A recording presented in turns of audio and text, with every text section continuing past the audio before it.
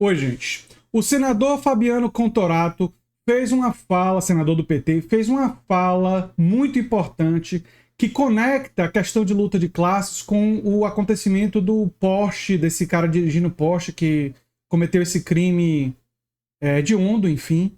E eu quero reagir à fala dele e comentar, né? Porque existe realmente uma conexão e uma questão de classe que está por trás desse escândalo. Vamos ver a fala do senador e comentar. Eu subo aqui hoje para tentar refletir junto com a população brasileira, junto a todas as pessoas que estão nos acompanhando, sobre qual é efetivamente a função de um político. Qual é a função de um parlamentar? O que determina a Constituição Federal em que todo poder emana do povo, mas deve ser exercido por nós, seus representantes. Porque eu não canso de dizer, meu querido senador Stevenson, que passou da hora de nós derrubarmos os muros do parlamento e interagir com o principal destinatário, que é a população. Mas aquela população que está lá, subjugada, humilhada. É aquela população que não tem vez e voz. É aquela população que não tem saúde pública de qualidade, que não tem educação pública de qualidade e que, infelizmente, tem uma elevada carga tributária. Passou da hora da gente ser desprovido de vaidade e exercer muito mais a humildade. Aqui ele falou uma coisa muito importante, eu queria comentar que todo poder emana do povo e em seu nome deve ser exercido, né? Essa é uma fala de Rousseau, né? E no Brasil, lamentavelmente, por causa do nosso sistema, como o financiamento de campanha acontece, da estrutura oligárquica do nosso parlamento, o poder é exercido, em geral, em benefício dos ricos, dos poderosos, dos oligarcas, dos donos, dos grandes fazendeiros, dos grandes industriais, do mercado financeiro, e não é exercido em nome do povo, lamentavelmente. Mas nós temos que lutar para mudar isso. E falas como a do senador são importantes para isso, e é importante que você compartilhe um vídeo como esse que dá destaque a isso, que elabora sobre isso. Vamos lá. E falo isso porque, como delegado de polícia que fui por 27 anos e professor de direito penal e processo penal, eu me assusto quando vejo aqui no Senado movimentos extremamente que só ratificam aquilo que eu presenciei quando atuava como delegado de polícia na criminalização da pobreza, na criminalização da cor da pele. Basta nós traçarmos o perfil socioeconômico de quem está preso, que nós vamos verificar que a grande maioria são de pobres, pretos e semi-analfabetos, quando os crimes que maior prejuízo quem pratica são crimes praticados por políticos. Porque quando um político desvia a verba da saúde, ele está matando milhões de pessoas. Quando um político desvia verba da educação, ele está matando sonhos de milhões de jovens. Quando um político desvia verba de programas sociais como o ProUni, Pronatec, Minha Casa Minha Vida, Luz para Todos, não importa qual é, ele está atingindo a universalidade de vítimas. E eu vejo aqui no Senado, infelizmente, um movimento só para aumentar a população carcerária de pobres e pretos. E eu cito dois exemplos. Passou na Comissão de Segurança Pública aumento da pena do crime de furto, se for furto de cabo de energia. Olha, nós estamos aqui simplesmente chancelando para aumentar a pena daquela população que, infelizmente, o crime como um fenômeno social, ela é desprovida de todos os direitos elementares. Agora, é cômodo para nós, na grande maioria homens, brancos, ricos, engravatados, agir de forma contundente contra pobres. Eu não vejo o empenho dessa casa, por exemplo, para tipificar como crime hediondo, crime de corrupção. Corrupção ativa, corrupção passiva, peculato, concussão, crimes contra a ordem tributária, crimes contra o sistema financeiro, crimes de sonegação fiscal, mas é fácil para nós agirmos de forma contundente contra uma camada economicamente menos favorecida. Aumentar a pena de um furto de cabo de energia, e eu tipifico onde está no Código Penal, artigo 155, caput, ipsiliteris está escrito, subtrair para si ou para outro em coisa alheia móvel. Pena, reclusão de 1 a 4 anos e multa. Aí nós vamos aumentar a pena se for furto de cabo de energia. A gente tem que agir de forma contundente contra os receptadores. A gente tem que agir de forma contundente contra traficantes. Mas a gente tem que fazer essa faxina moral para responsabilizar todo agente público, todo agente político, todo servidor público que não cumprir com os princípios que regem a administração pública, que não cumprir com o artigo 37, legalidade, impessoalidade, moralidade, publicidade e eficiência. Agora, agir de forma contundente contra uma camada economicamente menos favorecida, isso não posso me furtar em subir aqui e denunciar. Aumentou-se a pena, olha só, do crime de estelionato. Estelionato está no artigo 171, que diz: obter vantagem indevida induzindo ou mantendo alguém em erro mediante artifício ardil ou qualquer outro meio fraudulento. Pena reclusão de 1 a 5 anos e multa. Quer dizer, é um crime praticado sem violência ou grave ameaça à pessoa, mas que a Comissão de Segurança Pública estava querendo aumentar a pena para 19 anos de cadeia. Vocês sabem qual é a pena de um homicídio? Que aí nós estamos falando no principal bem jurídico, que é a vida humana. É de 6 a 20. Foge à razoabilidade. Passou da hora de nós políticos, efetivamente, legislarmos de forma a dar tratamento igual a comportamento igual. Mas nós temos que fazer essa faxina moral, a começar pelo parlamento, a começar pelos crimes contra a ordem tributária, a começar pelos crimes contra o sistema financeiro. Porque aí sim, nós estaremos dando vida, vez e voz àquela determinação constitucional expressa no artigo 5º de que todos somos iguais perante a lei. Fica o alerta, fica a reflexão, mas eu sempre vou estar subindo aqui, motivado talvez pelo poeta Tiago de Mello, quando ele finaliza com uma frase que eu gosto muito e que diz, e que quero dizer para vocês: nós não temos caminho novo.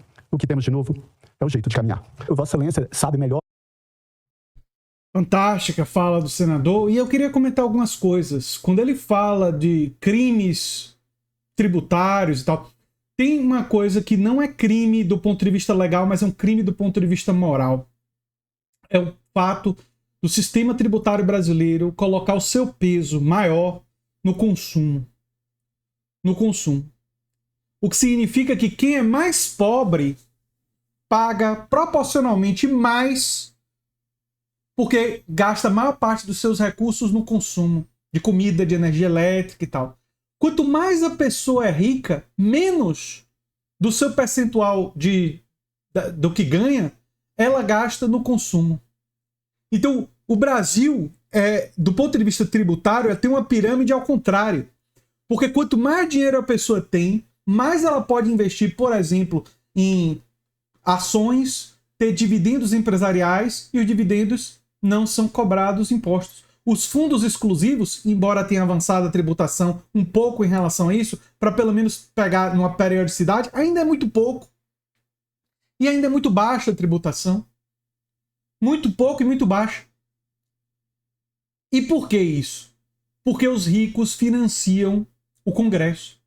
Porque quando um político recebe uma doação de 150 mil reais, 200 mil reais de um empresário, depois recebe outra doação, entre aspas, de 200 mil reais de outro empresário, isso não são doações.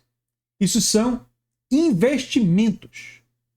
Investimentos que determinados executivos ou grandes fazendeiros ou gente do mercado financeiro fazem para conseguir tributação que os beneficia. Por isso que o Congresso, a formatação do nosso Congresso, ela é tão pró-mercado financeiro, tão pró o grande capital. Porque eles foram escolhidos por essa gente. O povo foi iludido por propagandas pagas e financiadas pelo grande capital. Isso significa que o trabalho como o nosso aqui no YouTube, ele é fundamental. E o que vocês podem fazer para divulgar, para ajudar, para fazer crescer, é fundamental para a gente tentar reagir a isso. Porque a gente tem muito menos dinheiro e capacidade financeira de reagir. Então a gente tem que reagir usando as ferramentas que a gente tem.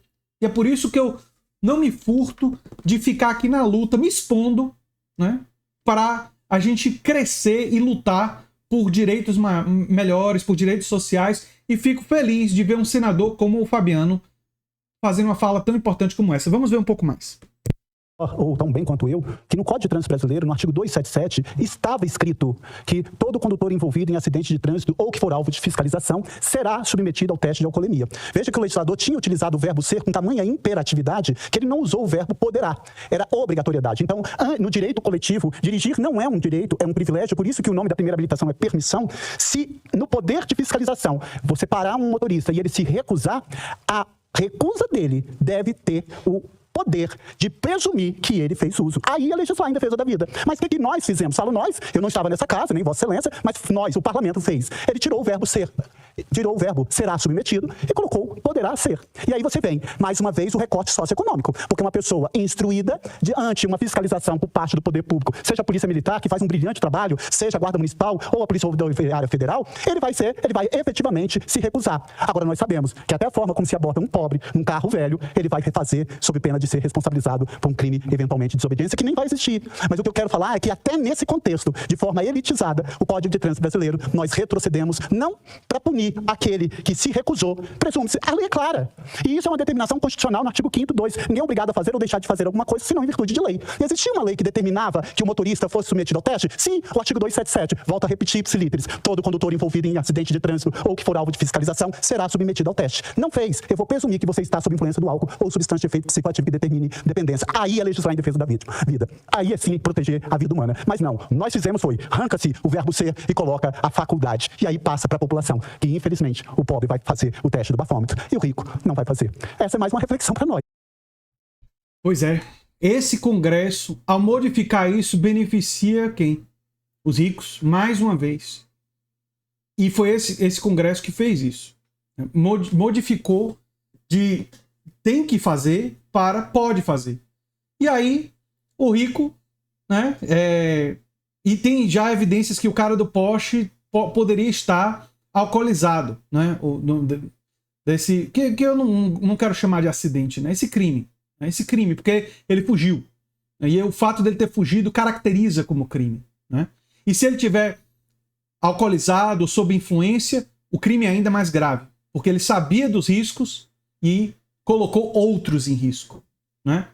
E é um rico, né? E felizmente a reação popular a isso pode pressionar, a gente pode abrir os olhos para essa injustiça monstruosa. Vou finalizar o vídeo aqui, vamos lá. Para nós termos a plena convicção de que nós temos que legislar para todos. A minha reflexão aqui, sempre, na minha indignação, é que nós temos legislado, mas não é de forma para todos. Nós temos legislado de forma contundente, infelizmente, que vai fazer com que aquela camada menos favorecida, que já está sendo vilipendiada de todos os seus direitos, mais uma vez ali, vai sofrer o rigor do Estado, que vai criminalizar a pobreza, que vai criminalizar a cor da pele. Cada um sabe a dor e a delícia de ser o que é. E eu quero ter a certeza de, cumprindo um mandato de senador da República pelo Estado do Espírito Santo, vou estar aqui, incessantemente, lutando para que essa premissa constitucional seja aprovada. Concordo ipsilitris, foro privilegiado por quê? Todos somos iguais perante a lei. Agora, eu concordo também que nós poderíamos legislar em favor de um trânsito seguro, porque o trânsito no Brasil é o terceiro país que mais mata no mundo, se nós colocasse que vai a presunção de culpa se ele se recusa. Quem nada deve, nada teme. É simples assim. E nas ações de investigação de paternidade, isso é uma premissa. A recusa do suposto pai em se fornecer o sangue para o exame de paternidade, presume-se a paternidade. Mutatis mutandis. Na fiscalização dentro do sistema viário, a recusa do motorista em se submeter ao teste, presume-se que ele fez uso. Aí sim, a vida humana, a integridade física está sendo tutelada pelo Estado brasileiro. Obrigado, senhor presidente. Brilhante fala do senador, brilhante. Peço a vocês que compartilhem esse vídeo. E eu fico triste de saber o Congresso que nós temos predominantemente, né, que faz essas coisas que ele descreveu, mas feliz de saber que não sou eu, não são vocês, mas existem alguns senadores, existem alguns deputados que lutam por um Brasil mais justo, né, e que colocam o dedo na ferida. Torço que vocês compartilhem esse vídeo. Eu sou André Teixeira Jacobina, o canal é a Nova Máquina do Tempo, e se você gosta do que a gente faz, quem sabe vira membro, apoiador, quem sabe faz um dos nossos cursos. Um abração e até o próximo vídeo. Tchau, tchau.